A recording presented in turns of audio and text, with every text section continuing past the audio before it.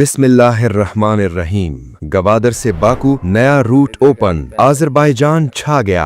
आम आदमी के लिए सस्ता यूरोप खुल गया। सस्ता पेट्रोल, $20 से वीजा और 76,000 नौकरियां। नक्शे पर लकीरें खींचना आसान है, लेकिन इन्हें जमीन पर हकीकत बनाने में सदियां लग जाती हैं।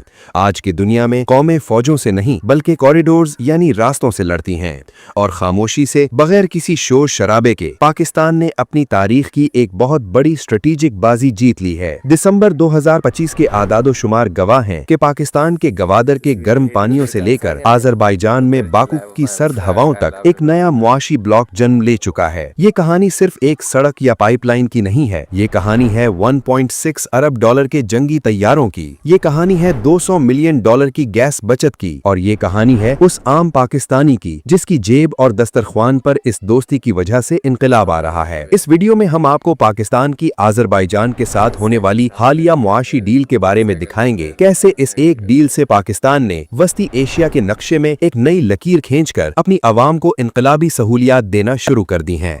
आज हम आपको दिखाएंगे कि किस तरह प्लान बी ने पाकिस्तान की मईशत को बदल कर रख दिया है। लेकिन पहले हमारा चैनल जरूर सब्सक्राइब कर लें। नाजरीन, पाकिस्तान और आज़रबाईजान ने मिलकर जनूबी एशिया और वस्ती एशिया में एक नई लकीर खींची है जो बहुत कुछ बदल कर रख देगी। दरअसल सदियों से हम सुनते आए हैं कि वस्ती एशिया तक पहुंचने का वाहिद रास्ता अफगानिस्तान है, लेकिन जब काबुल के दरवाजे बंद हुए तो क्या पाकिस्तान रुक गया? नहीं, पाकिस्तान ने अपना रुख मगरिब की जानिब मोड़ लिया। आइए इस बैटल ऑफ कॉरिडोर्स का बारीक बीनी से जायजा लेते हैं कि कैसे इसने पाकिस्तान को बदल कर रख दिया है। अगर मौजूदा रास्तों को देखें तो पाकिस्तान के पास पहला रास्ता दी ट्रांस अफगान रूट है। कागज पर यह सबसे सीधा रास्ता है, पेशावर से काबुल और फिर मज़ार शरीफ से होते हुए उज्बेकिस्तान के शहर तरमिस तक। यहाँ 4.8 बिलियन डॉलर की रेलवे लाइन का मंसूबा है, लेकिन जमीनी हकीकत तल्ख है। 15 से जायद सिक्योरिटी चेक पोस्ट, सालांग पास की 24 घंटे बंदिश और इंश्योरेंस की आसमान छूती कीमतें। ये रास्ता मुख्तसर जरूर है, मगर ये जिस्मानी खतरात से भरा हुआ है। यही वजह है कि पाकिस्तान इस रास्ते